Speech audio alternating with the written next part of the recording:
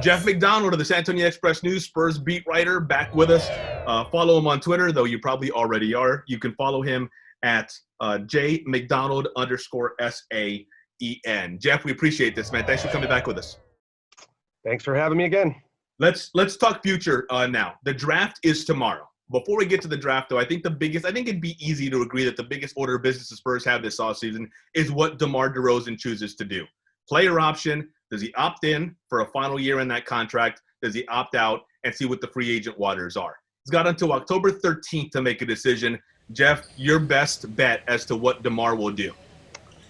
I think it's my thoughts have changed since the pandemic and the bubble experience. I think if you had asked me this in March when everything shut down, I would have thought, it looks like DeMar's time here has run its course. It doesn't really seem like he fits with the future of what they want to do, and I don't know that he wants to play another year here. He can go be one of the top names on the free agent market, and there's only a certain amount of teams that have max space. He can go make some money and move on. But I think the pandemic, it's two things have happened. The pandemic happens, and it really just torpedoes the NBA's revenue, so that salary cap is coming down. There's going to be less money on the free agent market for everybody this offseason. So the enticement to leave is less. And then I think we saw in Orlando that he does fit with what they want to do. He does fit with this youth movement they had. He played really well alongside those kids. He was their leading scorer in the bubble, but he was able to do it in a way that it didn't seem like it impeded the progress of Derek White, Lonnie Walker, Keldon Johnson, DeJounte Murray. Those guys were able to spread their wings as well. And it was really free-flowing, and DeMar kind of fit in with that a little bit. And so I think it looks like for both sides, there's good reason for DeMar to exercise that option and the Spurs to have him for one more year, and then we can talk about free agency next offseason. I think both sides would be well served for that to happen. Yeah, it surprised the heck out of me, to be honest with you, Jeff, how well he fit in with Lonnie, DeJounte, and Derek trying to do their thing in that starting five. The games run together a little bit, so I forget if it was the first half against Indiana in the last scrimmage or the opener against Sacramento. But when that game started, it seemed like they were all in each other's way. And I'm thinking, oh, boy, we're in for 8 games of this. This is not going to bode well. They seem to figure it out pretty quickly, and I couldn't agree with you more. What was the stat that 6 games into the bubble run, DeMar had 62 fourth-quarter points, and that was tops? I think DeMar, right. He was not only good, he was very, very good. It's just that we were used to seeing a certain level of production from DeMar, so Derek and Keldon kind of became more of the story. But no doubt you're right. DeMar, very, very good, and let's see what happens with him. I want to talk about Lamarcus Aldridge. Now, he's under contract. There is no opt-in. There is no whatever. He's under contract for another year. But given what we just talked about and how DeMar was able to fit in, the question now becomes, how does Lamarcus fit in? Because you've got the other extreme of how he fits in. Low post player, slows down the game. Lamarcus is already, in the twilight of his career, and I think that's a fair thing to say. His production's still there, but he's at the back end of his career. So how does a guy at that stage with his skill set kind of change his game, if you will, to what the Spurs are doing now? Because of all that, do you see any movement? Do you see anything in that regard in terms of Lamarcus Aldridge not being a Spur next year? To me, that's the question of the offseason, especially if we're going to work on the assumption that DeMar's going to opt in. It's what do you do with Lamarcus? Can you figure out a way for him to fit this new style? Because one of the things that made that starting lineup work, I thought, in Orlando was Jakob Poeltl is just sort of he did the blue-collar, dirty work stuff. He set the screens, he cleaned the boards, he defended the rim. He didn't need the ball in his hands to contribute. Whereas Lamarcus is a scorer, first and foremost, and low post scorer, mid-range scorer.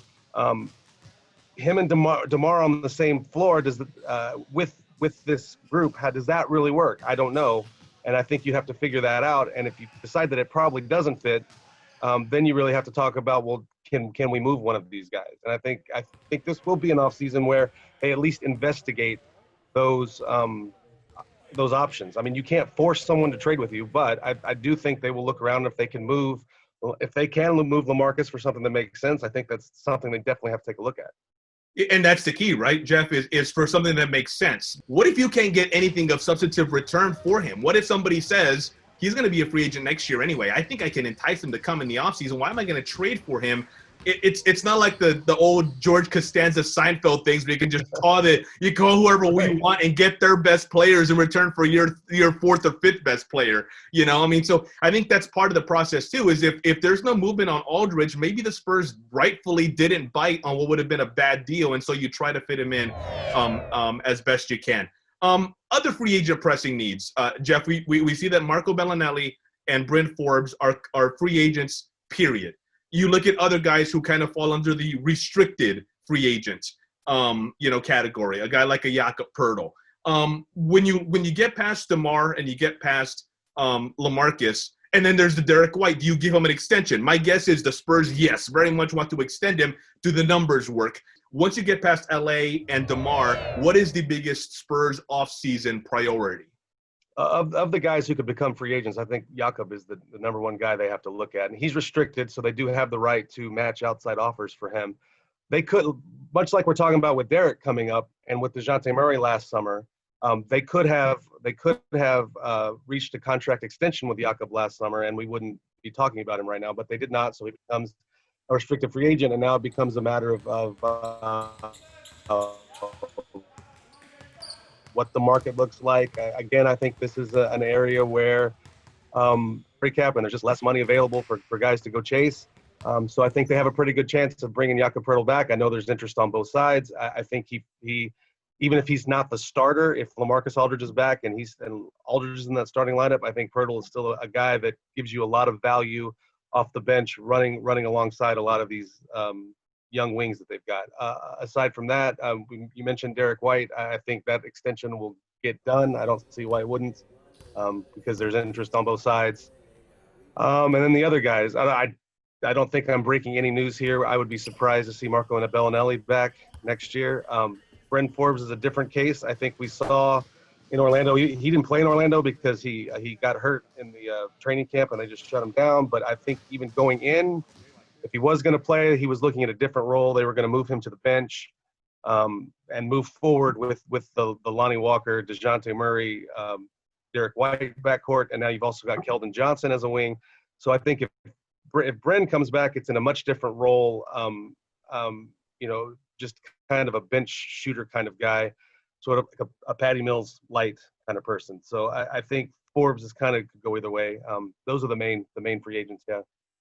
Has to do with Jakob and LA, who we've already discussed, Jeff. You look at the front court, kind of crowded, especially in this day's NBA. When you include whether they bring back Drew Eubanks, do they just totally give up on Chimezie Metu? Would it surprise you if every one of the bigs who was on this roster is back, given they've got a draft pick, which we're going to get to here in a minute, and they've got the mid-level exception? Would it stun you if the Spurs front court looks like it did next year, looks like it did this year?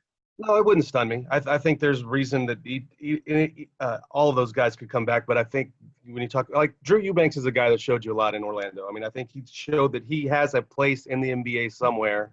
So I think if the Spurs don't re-sign him, I think he'll find a home somewhere on somebody's bench.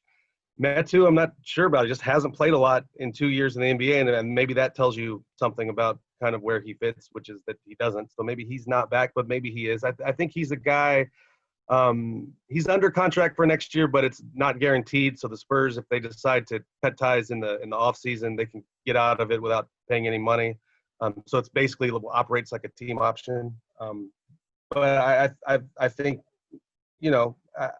I do think the days of seeing the Spurs start two bigs next to each other, like a Jakob and an Aldridge, I think those are over. So maybe you need fewer bigs than you've had in the past if you're just going to play one at a time. And I didn't even mention Tyler Zeller in there. Let's assume that's right. He'll be in camp and then try to make the team out of camp. Right. So he is Jeff McDonald, San Antonio Express News Spurs beat writer on Twitter, J McDonald _SAEN. And final question we took about the draft is the lottery is tomorrow. The draft is now in October because of the pandemic and what it did to this season here with the hiatus in between. So let's assume, Jeff, that we don't know what the ping pong balls are going to do tomorrow. So let's assume that the Spurs do pick at 11, or they stay right in that area. They don't jump into the top 4. Instead of taking you down players, because look, a lot of folks who are watching this are the hardcore Spurs fans who already have names picked out and already have projections and et cetera, et cetera. We know the names. and if you want to go down into a certain name, cool. But in terms of what do you draft for, Jeff? They're pretty crowded, and it seems like now after the bubble run, they know that they've got some pretty good wing players that they can build around. Do you add another wing player, even if he is the best available in that spot? Do they make a concerted effort to go big?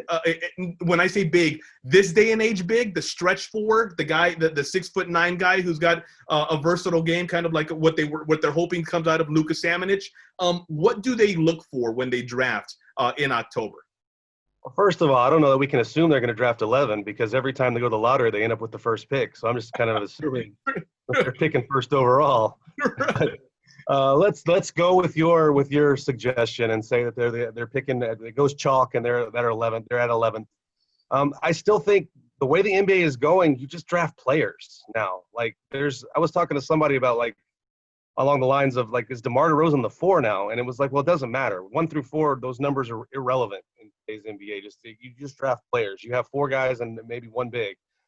So I think you're still looking at like who's the best player available at 11, and you take that guy. And hopefully you look at guys that can knock down threes because that's super important in the NBA today. Even if he is a big, you look for guys that you think can develop a 3-point shot.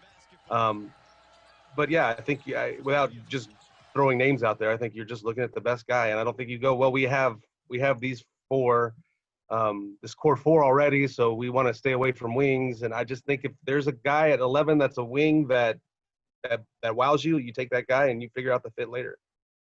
Very true. I think that's the way you got to look at it going forward. And of course, to touch on just some of the names, 2 guys from Florida State alone seem to be when you look at projections, who a lot of folks have the Spurs getting either Devin Vassell or Patrick Williams, both wing type guys. Neither is a throw it down into the lane and let them do their thing. The long gone days of the NBA. Jeff, appreciate it. We're back a little bit later in the week to talk nostalgia, I guess, a little bit, and the end of the 22-year playoff streak. Appreciate the time, man. Thank you. Appreciate it.